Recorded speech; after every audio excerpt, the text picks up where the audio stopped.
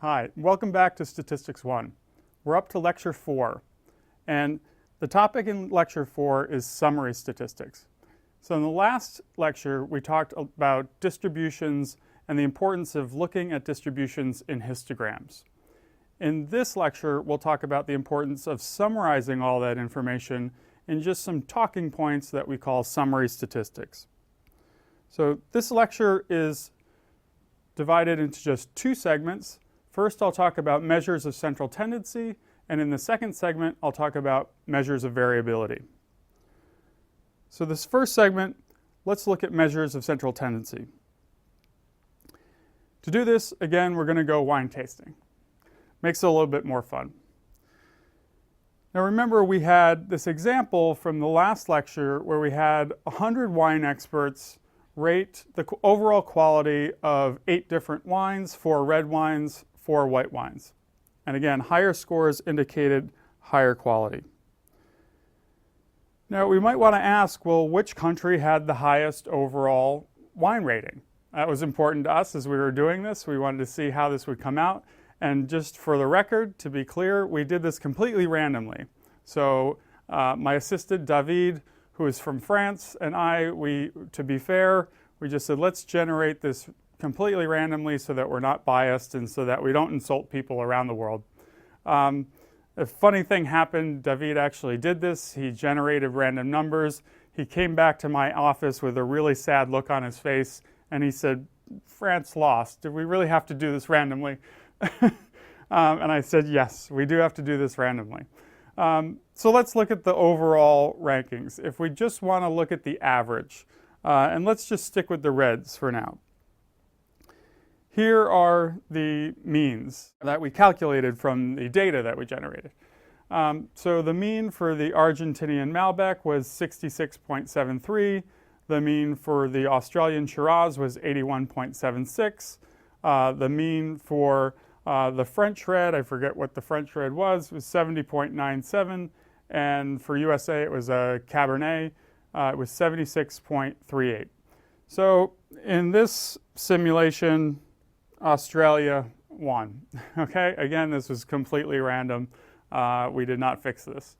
But how do we calculate the mean? And hopefully this is review to you. But again, this is supposed to be an introduction, very first course in statistics. So if you're not familiar, the way we did this is we plugged the numbers into R. But if we wanted to do this by hand, all we would have to do is take all the ratings from the 100 wine experts, just put them in a column, sum that entire column, and then divide the sum by the number of ratings. So that's the formula right here. So it's the formula for the mean or average, is just the sum of all the scores divided by the number of scores. Okay, so just sum of x over n is the mean. And these are the means for the red wines across those 4 countries. Now let's consider the white wines. So which country won with respect to the whites? Again, this was totally random. I didn't bias this, even though I had a favorite in the race, and that favorite won. So the U.S., the Rieslings from upstate New York, yeah, the cameraman's waving yay. Again, this was not biased. This was totally random.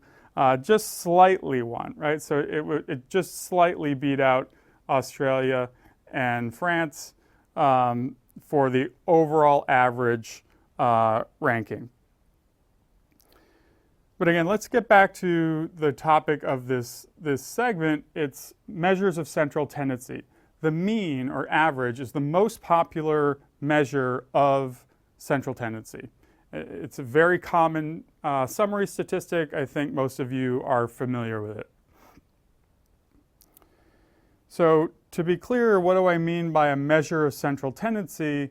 It's just a measure or a summary statistic that describes the middle point or is representative of the middle point of a distribution. So it should be representative of the distribution as a whole. Of course, we can't describe the whole distribution with one number, right? This is just what statisticians call a point estimate. But it should do a pretty good job. It should be representative. The most common examples of measures of central tendency in statistics are the mean, the median, and the mode. So the mean we saw is just sum up all the scores, divide by the number of scores. It's the mean or the average. The median is just the middle score in a distribution. So if I just lined up all of the rankings, all of the ratings on the wines from the highest ranking to the lowest ranking and just plucked out the middle ranking, say the 50th ranking out of the 100, that would be my median ranking. And the mode is easy. That's just the score that occurs most often in the distribution. And if now that you've seen histograms and know how to plot histograms, it's real easy to see. Just look for the peak of the histogram. That's the mode.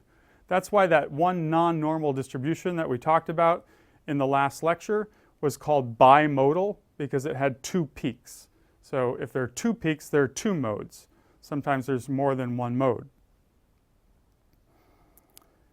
So the mean or the average is by far the most common measure of central tendency used in statistics. It's the one we're going to rely on the most in this course. In any intro stats course, that's the one that you're going to rely on the most. So for example, the red wine ratings, another classic example is just your grade point average. If you want to know how well are you doing in school or how well are you doing across all your Coursera classes. I'm hoping that maybe you're taking more than one Coursera class.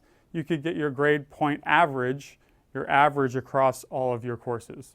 And there are lots of more examples of just averages or means that we can take. And those are the mean is the best when you have a normal distribution.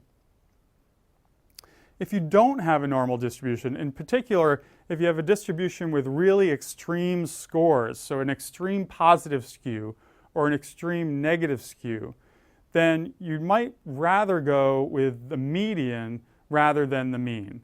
And that's because those few extreme scores can really bias the mean, whereas the median, if you just line the scores up and take the middle one, those extreme scores are not going to bias the median as much as they're going to bias the mean.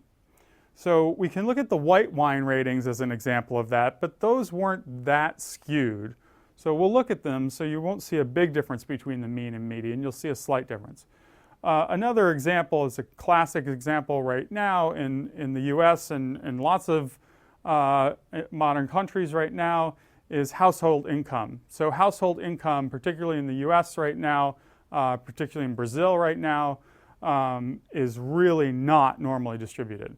So there's a real positive skew in the income distributions in the US and in other countries as well. And we'll take a look at that as well. So you'll often see reported in the news, or if you're reading stuff on the internet, you'll often hear median salary or median household income reported rather than mean salary or average household income. And that's because those distributions are skewed. So first, let's look at the wine ratings again. These are the white wine ratings because remember, these are the ones that were not normally distributed. I want to draw your attention to the Australian distribution. Remember, it was slightly positively skewed. This isn't a real strong skew. We'll see a stronger one in the income distribution in a moment. And then remember, the US distribution had this slight negative skew.